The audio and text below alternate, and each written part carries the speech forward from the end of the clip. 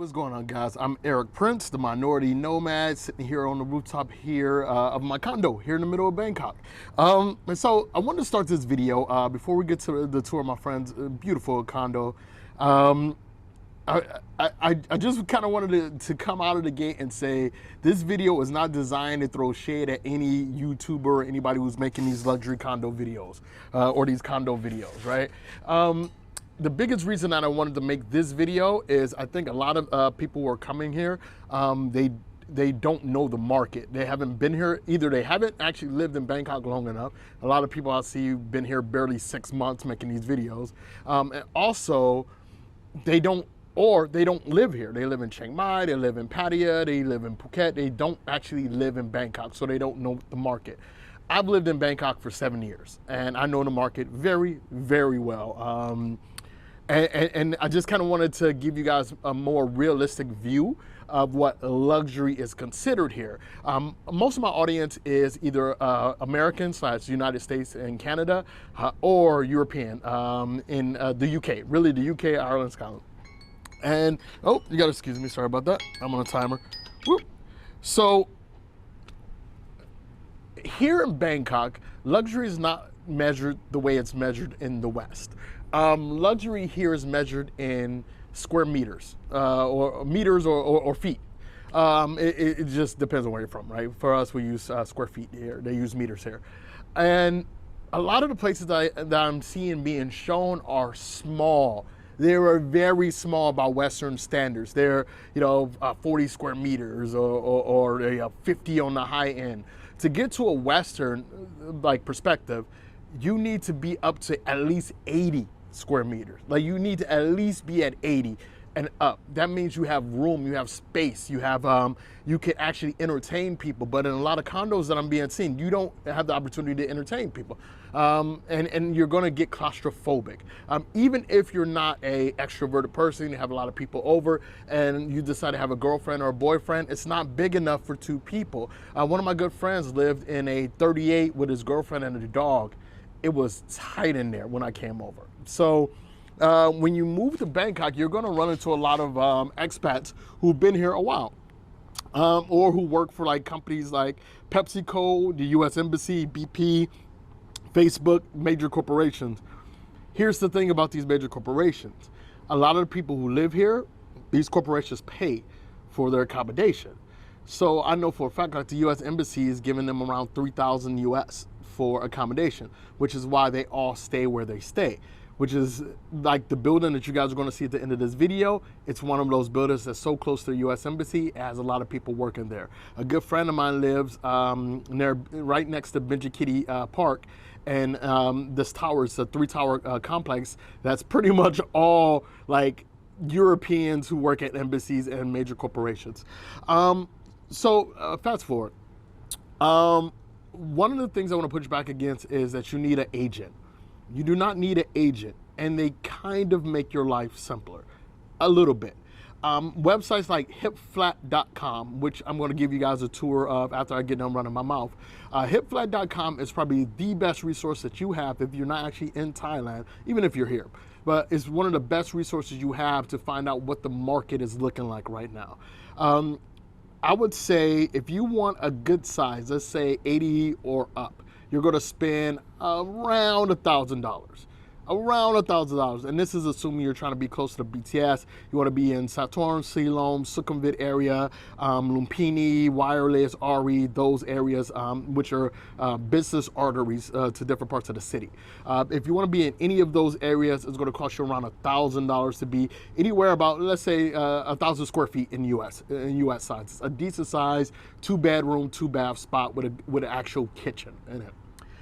Anything less than that, you could still definitely refer to those other luxury videos, and that's about where you're going to be, right? 20,000 baht is about $600 US. If you're by yourself, you need something small, simple. You're 1 foot in the door, 1 foot out, kind of like I am as a travel journalist. You don't need anything too big, right? 20,000 baht would be fine, right? So when it comes to a hip flat, what you do is you go to hip flat and you pick the area that you want to be in. Let's say Prakanon area. And then you search based on that. Then you go lowest to highest, and then you look at what the price ranges are. Then you go to the actual building. A lot of people who move here don't realize that there are agents at pretty much all the buildings. It's called the juristic office. And the juristic office will show you the unit you want to see. And they'll even show you units that are not listed. Usually, like with a hip flat or your agent, you can only see the units that they have listed. Most of the units aren't actually listed. So you can actually go to hip flat and see maybe 4 units listed, but you show up to the juristic office, there's 20 units. Or they know the units that are about to go on the market, and they'll let you see those as well. So I highly recommend you use hipflat.com. You put in the accommodation that you want. Well, anyway, you know what? I'm not going to explain it to you. I'm just going to show you how to use HipFlat. So I hope you guys enjoyed the video. If you guys are tired of hearing me talk already, I think that the other video is going to be like 5 or 6 minutes. Just skip to the end and take a look at the video. But the biggest key about Bangkok, the TLDR of this is, just because it says luxury does not mean the place is luxury. Here in Bangkok, luxury equals size, and that tends to come in the older buildings you have here. All right, guys. So welcome to hipflat.com. So a lot of people are going to recommend different sites. A lot of people, especially these YouTubers, are going to recommend these agents. Now, I have nothing against agents. However, you can do a lot of the research beforehand, so you make sure you're getting the best deal. So right here, you come here, HipFlat. You do not want to buy. Well, maybe you want to buy it, but here's rent. Condo, say Bangkok, click search. Now, as I said, in Bangkok, luxury is basically the number one thing is space. It is not amenities in a unit. Everywhere's got a pool. Everywhere's got a gym for the most part. All these cool facilities and meeting rooms and all that stuff. It's the space that you're looking for. So you want to come on the low end here, undersized at 85 meters. That's about that's a little under 1,000 square feet, give or take, right? So you want to be somewhere around here. And I would recommend like around a 2-bedroom. If you're by yourself, a 2-bedroom should be more than enough for you, right? So you come here and you're in Bangkok, and you guys can see already the ranges. This is a $3,700 for a 3-bedroom, and I just converted it to US dollars because most of my audience is American or Canadian. Let's see. This is out in Banglam. That's in Chamburi. That's 874. So let's just assume you already know you want to be somewhere near Silom. You have a job at one of the banks or something, somewhere near Silom. So let's go over here to the BTS station, Silom, right here.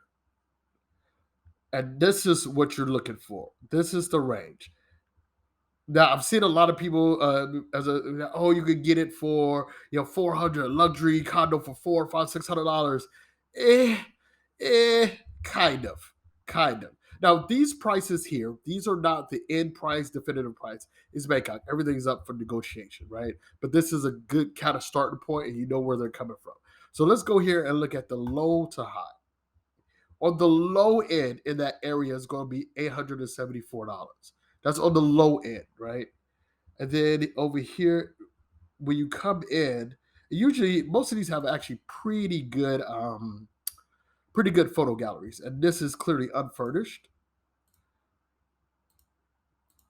relatively unfurnished.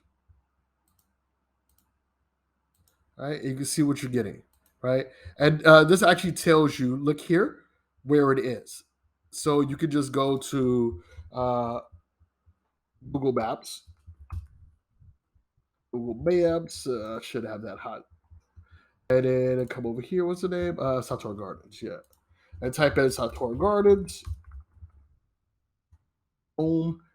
And now you know exactly where it is. See, right here. It's about 20 minutes drive from where I actually live. Right. And you can see what's around you. And if you have a job, like if you, for example, let's go here and say US, you're at the U.S. Embassy. What do you? It's over on wireless. About 5 minutes, give or take, with no traffic. It's like 2 p.m. now, so there's traffic getting started. So this would be a good option, for example. So let's go back over here to hip flat. Close that out. Back over here to hip flat. Let's go back and look at another option. So say you really want to get a little loose, right? You want to get yourself a 3-bedroom, right? On the low end, that's going to run you about 1,200. But look at this different. Let's look at this SLD condo. I actually know this building. All right, check this out. Look at this space that you get. But one thing you're going to quickly notice is how old it is. These are older buildings. That's why they have so much space in them. You see? You see the difference? And when you start to look at the odors, and let me rotate this high to low, usually when you get on this higher end, these are all the newer places. Like, yes, they have places that are 10, 15, 20, like insane places. But I would say on this end, you probably want to be closer to around 1,500 to 2,000 US, give or take. You can get something pretty good for that place. So yeah, Mhm. on hip flat, I mean, this is pretty much the foundation or the core of where you want to kind of get your information, and then you could work either with the agent or you can work directly with the juristic office, as I mentioned before.